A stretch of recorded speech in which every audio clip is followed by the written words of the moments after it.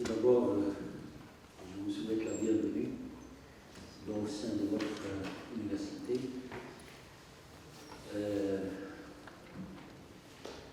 Monsieur Zeid, vice-président chargé de la recherche scientifique et d'innovation, m'a demandé de venir vous dire un petit mot.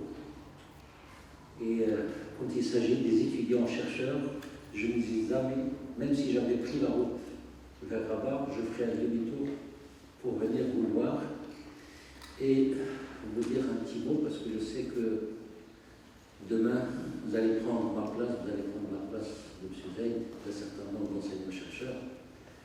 Et donc, il est toujours un honneur pour moi et un grand bonheur d'être devant vous, parce que je sais que c'est le miroir de notre pays, c'est l'avenir de notre pays, et c'est aussi l'assurance et la sécurité de notre pays. Et lorsqu'on a une génération qui est bien encadrée, qui est en train de se développer, en train de développer ses compétences et de faire de son mieux pour que la recherche se développe au sein de notre pays, je suis très ravi. Je remercie aussi le directeur de l'École nationale supérieure d'arts et métiers qui a voulu aussi être présent avec nous.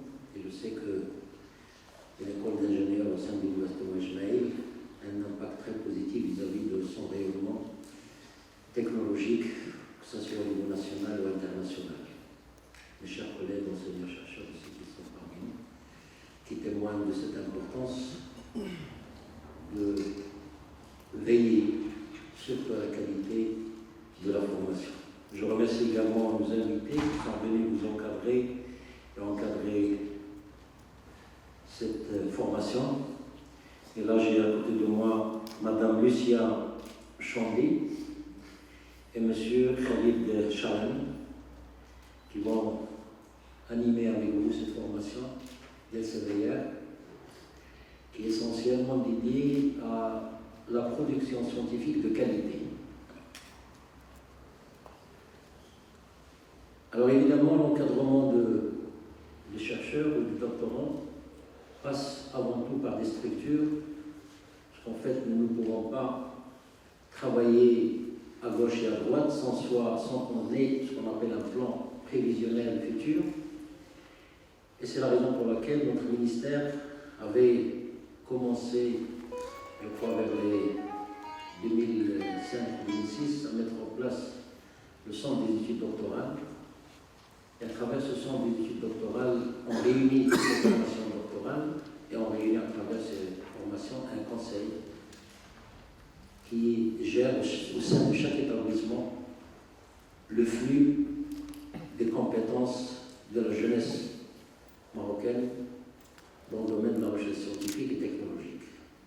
Aujourd'hui, comme nous avons des efforts à nous dispatcher, nous avons des centres d'études doctorales au niveau d'un certain nombre d'établissements. Au niveau de l'Université Ismaïl, nous avons 6 qui couvrent un peu tous les champs, sciences humaines, sociales, sciences économiques et juridiques et sciences et techniques. Ces efforts, personnellement, me paraissent relativement faibles par rapport aux attentes, par rapport à ce que vous attendez de l'encadrement, mais aussi de votre passage de cette tranche de vie qui est très importante. Et je me rappelle quand je suis parti faire mon doctorat, c'était une décision que j'avais prise parce que je m'étais dit que je suis peut-être utile pour mon pays. En arrivant en Europe, principalement en Belgique, je me suis rendu compte que la recherche avait une importance capitale puisqu'il y avait tous les moyens, mais aussi il y avait des compétences qui encadraient.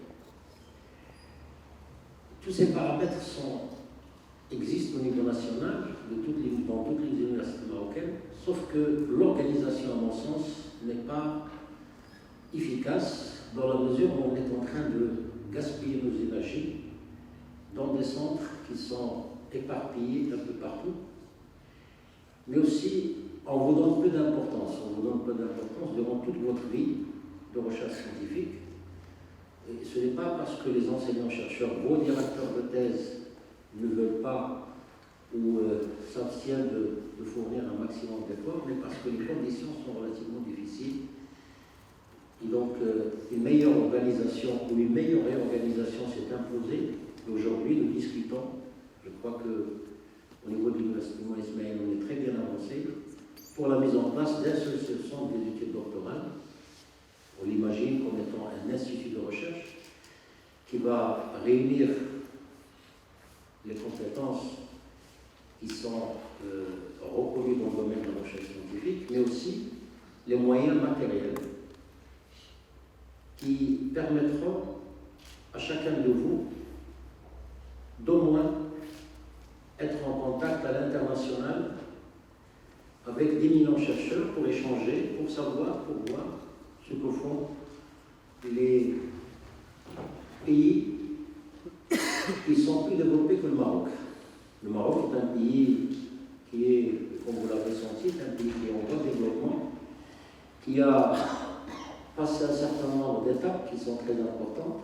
Et Sa Majesté, le roi Mohamed VI, que Dieu l'assiste, vous l'avez entendu pratiquement dans tous ses discours, ne cesse de nous encourager, de nous donner ces directives royales pour mettre en place au cœur du système d'enseignement, que ce soit secondaire, primaire, mais surtout supérieur, de mettre en place au cœur de nos préoccupations les étudiants chercheurs. Et je me rappelle, il avait en discours, je crois c'était le discours royal de la fête du 30 2018, il avait même parlé d'un certain nombre de filières dont les débouchés pratiquement trouvent difficilement un travail. Et donc depuis, on a commencé à réfléchir sur de nouvelles formes et à réfléchir sur une restructuration globale de notre système d'enseignement. Aujourd'hui, nous avons franchi une grande étape. L'étape, c'est les filières d'enseignement, notamment ce qu'on appelle dans le cadre de filières d'enseignement fondamental, mais aussi on réfléchit en ce moment à la réorganisation des centres des études doctorales, mais aussi à donner à l'étudiant-chercheur ses droits. Parce qu'en fait, il ne suffit pas de s'inscrire et vous allez vous considérer comme étant un étudiant-chercheur ou un doctorant, mais vous avez aussi des obligations, mais vous avez aussi des avantages qui sont dictés par cette loi, notamment un bon encadrement, un bon environnement, des moyens pour que vous puissiez travailler, mais surtout une mobilité, que ce soit au niveau national ou au niveau international. Alors c'est Abdelhamid Zed, le vice-président chargé de la recherche scientifique et de l'innovation, que je remercie, je félicite sincèrement du travail qu'il est en train de faire, a bien réfléchi à cette question et a mis en place une proposition que nous allons discuter au niveau du conseil d'université, que nous allons mettre en œuvre, Inch'Allah, une fois validée. C'est le fait d'octroyer à l'étudiant-chercheur, dans la mesure de possible, je ne vais pas vous dire que vous allez tous bénéficier, parce qu'en fait ça dépend de beaucoup de moyens, mais là j'encourage les enseignants-chercheurs à mieux s'ouvrir sur les coopérations internationales, parce que c'est à partir de là qu'on peut mettre en place des coopérations, soit en co-tutelle, soit d'échange, soit de mobilité. Alhamdoulilah, aujourd'hui, l'Université Moïse Ismaël commence à se distinguer en matière de cette coopération, puisqu'aujourd'hui nous sommes leaders dans les partenariats Erasmus+, nous sommes également leaders dans les projets H2020 et nous sommes aussi leaders dans le projet Climat. C'est vrai, nous sommes un peu loin. Nous voulons être au-devant de la scène, nous voulons que vous y participez au maximum à cette dynamique. Mais je sais qu'il y a du chemin à faire et que chacun de nous doit fournir le maximum d'efforts. Et là, j'ai incité les collègues enseignants-chercheurs à vous faire impliquer dans les projets de recherche, tant qu'on les a bien sûr mais aussi dans l'élaboration de ces projets de recherche. Et je me rappelle, quand j'étais doyen de la faculté des sciences, j'avais des doctorants que j'ai essayé d'impliquer dans la vie active de l'établissement. Je les ai impliqués pour qu'ils jouent un petit peu le rôle de moteur de développement de leur établissement. Et le résultat était relativement satisfaisant. D'ailleurs, ceux qui ont vécu avec moi quand j'étais doyen peuvent en témoigner. Le fait que vous soyez nombreux aujourd'hui dans cette salle témoigne d'abord de l'importance que vous accordez à votre université. Et le fait que je sois avec vous, et aussi les enseignants-chercheurs, témoigne que vous êtes dans notre cœur et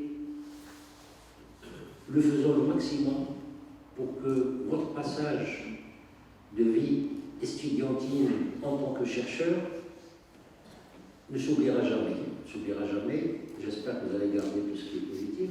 Évidemment, il y a des passages qui sont relativement, je dirais, pas satisfaisants des fois. Mais globalement, notre université, à l'exception de quelques cas, je dirais, isolés, l'encadrement se passe plus ou moins correctement. D'ailleurs, lorsque j'analyse l'évolution des inscriptions, l'évolution des soutenances, on voit qu'on a une belle évolution par rapport au niveau national. Je vous donne une information qui est très simple, c'est qu'aujourd'hui, en matière de production scientifique, je sais que vous êtes le principal moteur de cette production scientifique, aujourd'hui on est là pour cela. Nous avons grimpé de 2008, 2005, 2015 à 2018, nous avons grimpé pratiquement 4 places, et on se trouve aujourd'hui à la 4e position, devant des universités plus anciennes que nous, des universités de grande taille, qui ont plus d'enseignants-chercheurs, qui ont aussi un cadre, je dirais, socio-économique plus important que nous. Quand on prend Casa, quand on prend Rabat, ce n'est pas Meknès. Meknès, on est un petit peu au centre du Maroc, c'est une belle ville, mais nous manquons un petit peu de partenaires socio-économiques.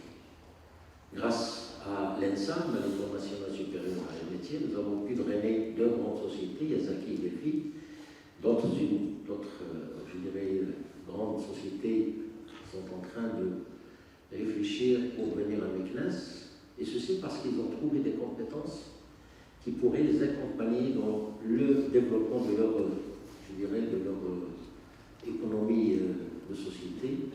Et donc la matière grise, elle est là, vous êtes là. Et il suffit qu'on rayonne à travers les enseignants-chercheurs, les travaux que nous faisons. Et je donnais plus d'importance à ce que vos travaux de publication soient publiés au niveau de votre site. Et comme ça, vous avez déjà ce qu'on appelle un petit CV ou un label à l'international. Et donc, grâce à cela, vous serez sollicité, vous serez contacté, vous serez impliqué ou demandé à être impliqué dans beaucoup d'actions en matière de recherche scientifique et de coopération. Et donc, je ne peux que vous saluer, vous féliciter, vous remercier d'être là, mais aussi de vous encourager à donner de votre mieux. Et c'est toujours un conseil que je donne à mes étudiants ou à nos étudiants de notre université, essayez de profiter le maximum du temps que vous avez, parce que vous savez, le temps passe très vite, et à un certain moment, on regrette de ne pas avoir fait cela à une époque donnée, et que cette époque est passée il y a quelques années. Et donc c'est difficile de rattraper. Le seul paramètre qui défile sans qu'on puisse l'arrêter, ni le faire revenir en arrière, c'est le temps. Et donc, profitez au maximum de votre passage en tant qu'étudiant-chercheur. Essayez d'harceler le président de l'université, les chefs d'établissement, les chefs de département, les enseignants-chercheurs, par tout ce que vous avez comme contrainte, comme je dirais, frein de votre développement. On est là pour vous écouter. C'est vrai, on fait de notre mieux. On a un certain nombre de moyens qui sont relativement limités. Mais sachez que je fais le maximum pour mettre en place un budget relativement important pour développer la recherche. J'ai lancé les opérations d'appel à projet. J'espère que certains d'entre vous sont impliqués dans ces projets. J'ai initié l'organisation des manifestations scientifiques de grande envergure. Ça nous permettrait de faire venir d'éminents chercheurs que vous pouvez contacter, que vous pouvez nouer avec eux des relations scientifiques qui vous permettraient de résoudre un certain nombre de problématiques que vous vivez tout au long de votre parcours scientifique. Et aussi, les structures de recherche, on va essayer de les agrandir, mais on a imposé parce que l'étudiant-chercheur fasse partie intégrante de ces structures et donc contribuerait au développement de la recherche au niveau de cette structure, que ce soit laboratoire, que ce soit centre de recherche ou au niveau des établissements, des équipes de recherche. Donc merci et je suis très content et heureux d'être parmi vous. Merci.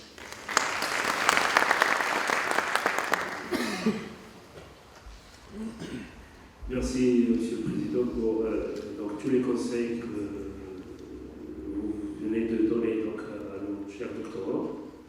Alors, avant de donner la parole donc, à nos partenaires Sylvia pour donc, la formation, bon, tout d'abord, j'aimerais donc remercier le ministre et remercier donc, nos partenaires pour donc, encadrer cette formation qui est très très importante. Vous savez que la recherche bibliographique, on commence une thèse par la recherche bibliographique, on réalise la thèse avec la recherche bibliographique et on termine la thèse avec la recherche bibliographique. Donc c'est très très important.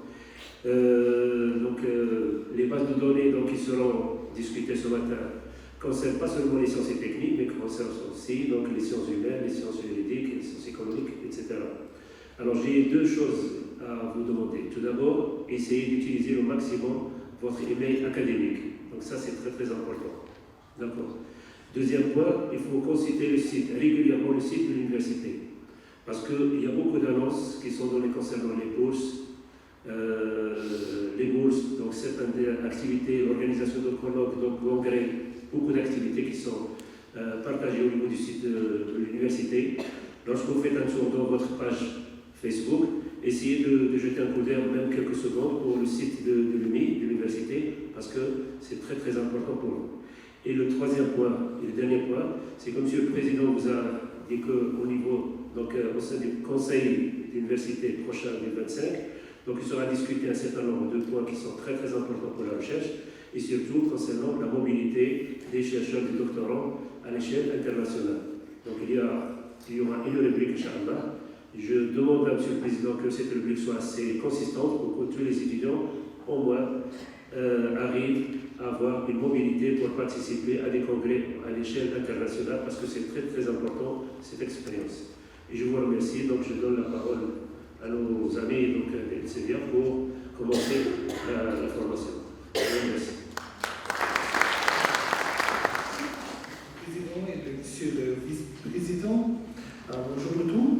Je m'appelle Khaled Chalam, je travaille à Elsevier, le bureau d'Afrique. D'abord, je voudrais vous féliciter pour la qualité de la recherche de l'université qui s'améliore chaque année. Je peux parler un peu de français, mais c'est pas si fort. Je suis égyptien, je peux parler en arabe et je vais présenter principalement en anglais. Si vous voulez la traduction un mot, si vous ne comprenez pas, si on parle très vite, vous pouvez demander des questions tout le temps. So I'm going to be shifting to speaking in English now. So good morning everyone, my name is Khaled Chalam, I'm a consultant at Elsevier. I work with the Elsevier Africa office, and it's good to be here with you today, and I'd like to congratulate you all for the quality of the research at the university that we've been observing, that its quality is going up every year. It's a pleasure to be here once again, and once again I want to reaffirm that we are partners, nous sommes des partenaires avec les universités marocaines. And we do believe actually that working together, there's more to achieve throughout the upcoming years. Today we're going to be covering some of Elsevier's solutions. And most importantly, we're going to be putting the workshops into a process workflow. Okay? بالعربية مقدمة سريعة. اليوم نحن معكم من أجل تقديم مجموعة من حلول إلزفير البحثية وبيان كيفية توفير الوقت والمجهود للباحثين بمختلف درجاتهم العلمية وكيفية مساعدتهم في تحسين وتطوير القدرات البحثية لديهم. سأقوم بالتقديم بالإنجليزية أنا وزميلتي لوشيا سكومبي. Lucia is our consultant for research intelligence. So that's the branch of Elsevier that really focuses on measuring and assisting researchers with quantifying a little bit the research metrics, بيان الأداء العلمي. So without further ado, I'm going to be starting now with a little bit of an introduction. Okay? And please, once again, feel free to stop me at any time for translation, for repetition. Je peux traduire un peu en français, si vous voulez, mais je ne peux pas présenter en français, malheureusement. So, let's start with a question now. What is Elsevier? Usually, what does Elsevier do? And this is an important question to discuss how we can help you better. Okay? So, usually when we are talking about Elsevier, the first word that comes to mind is editor. It's a publisher. And that's actually true. Elsevier is not just a publisher. Elsevier is currently the biggest publisher in the field of scientific research. Okay? Elsevier publishes around 18% of all the research that's being produced globally. And that's in all fields. And those 18%, that's not what we are proud of. What we are more proud of that those 18% get a 26% share of all citations. حصة Elsevier من كل الإنتاج العلمي عالميا حوالي 18% من الإنتاج العلمي. إلا أنه مصدر فخرنا هو حصول الأبحاث المنشورة مع إلزفير على حوالي 26% من كل الاستشهادات في المجتمع العلمي. So it's safe to say that Elsevier is the largest publisher, but that's not just what we do. It's a little part of what we do. Elsevier has been for the last 20 years trying to move into being an information analytics company. So an information analytics company would develop a technology that would help researchers on every step along the way. دورنا الحالي هو تطوير التكنولوجيا المساعدة للباحثين والعاملين في القطاع الطبي في كل خطوة من خطوات عملهم. So if we're talking on Elsevier as a publisher, Elsevier, everything Elsevier publishes is available on Science Direct. Okay? كل ما تنشره Elsevier متاح على موقع واحد هو Science Direct. على الرغم من ذلك, Science Direct is only one of over 64 different solutions presented by Elsevier. Okay? So we actually combine the two. We have a combination of the content of very high quality and as well as the technology that would help you every step along the way. So to move forward from this a little bit, so this is what goes on in academia. This is more or less how academia works. إذا نظرنا إلى خارطة الطريق في البحث العلمي فإن نقطة البداية عادة ما تكون هي اختيار النقطة البحثية.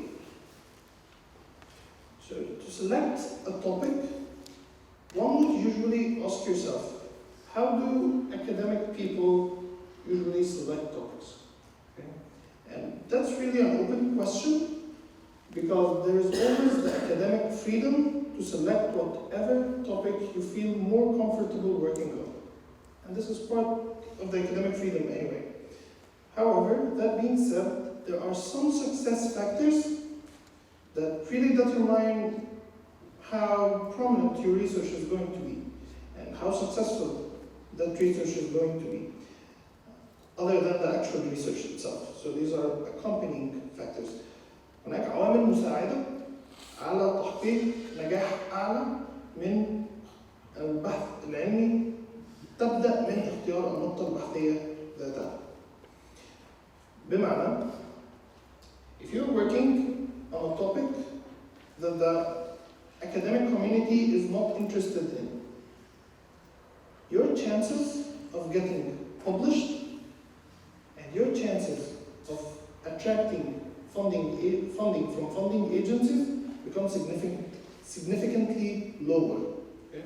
فرص الحصول على النشر الحصول على التمويل أو النشر في الدوريات العلمية عالية التأثير تقل أو تتأثر كثيرا باختيارك للنقطة البحثية ذاتها. And to be able to see what's popular, what's trending, what's prominent in the academic community, you would need to have information about the entire academic community, not just one publisher, no matter how big that publisher is. And this is where Elsevier as an information analytic company actually starts.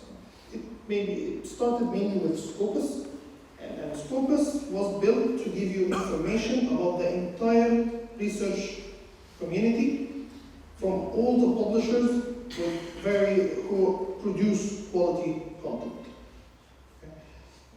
أن تكون على دراية بكل ما يحدث في المجتمع العلمي، أنت بحاجة إلى رؤية كافة أو ما كل ما هو ذو جودة عالية في المجتمع العلمي من كل الناشرين وليس ناشرا واحدا مهما كان حجمه. So, and there are many steps along the way. So there are getting funding, and there is actually doing the literature review and reading literature. There's collecting data, there's analyzing the data, and then we come to the point where we actually have to start writing up. Let me ask you a question. Why do we have to publish? Any ideas? It's a very basic question, and it's not tricky really. I'm not asking you for a tricky question. لماذا يتوجب على الأكاديميين نشر أبحاثهم؟ Share knowledge. And why do we have to share knowledge? Because more or less that's the mandate of academic researchers. Academic researchers differ from industrial researchers in the term of they have to share the knowledge they generate. They cannot withhold knowledge. It goes against the ethos of academia. يتوجب علينا النشر لأنه هذا من صميم دور الأكاديميين وهذا ما يميز الأكاديميين عن غيرهم من الباحثين بالقطاع الصناعي على سبيل المثال. So, and this is to say, and so if you're not publishing really that much, that means one of two things. You're either withholding knowledge and then you're going against what you stand for as an academic, or the other thing is that you're not being productive enough. Okay? So this is where the whole, if you've heard of the paradigm of publish or perish, there is a very strong pressure on academic people to publish more because that indicates that they're actually more and more productive. And this is when a traditional publisher, if you can see, I don't think it shows much on the projector, but there is actually a gray shade. You will be able to see in the presentation when you download it. It's downloadable. So in this area I'm trying to mark, so because, yeah, so this, starting from here, from number 6, all the way here, this is where a publisher works. Okay? And it starts with, you prepare your manuscript, your paper, you send it to an editor. The editor would have to answer a question. Is this paper suitable for my journal or not? And that suitability comes because the editor thinks of what the readers of the journals want to read. Okay? So if the paper is serious enough and it meets the standards for the journal, it goes through the peer review process where expert researchers in the field, they give their feedback on the manuscript and they decide one of four major decisions: to accept, that's very rare, to accept with minor modification, accept with major modification, and reject, and sometimes that comes with the possibility of resubmission. So in general, in this phase here, in the peer review phase, the paper goes on and forward and backward between the editor, the author, and the peer reviewers with comments, feedback, modifications, and so forth, till we have a better research paper because it has a lot of feedback, it's been improved with the peer review process, what we call an accepted manuscript. So this is ready, this is the content that's ready to be published. Okay? So, and this is where the rest of the publishing, so this process could be run completely by academics, but then comes the point where the research has to go to the reader. And the publisher is responsible for taking that research and making it reachable and trusted by different researchers worldwide.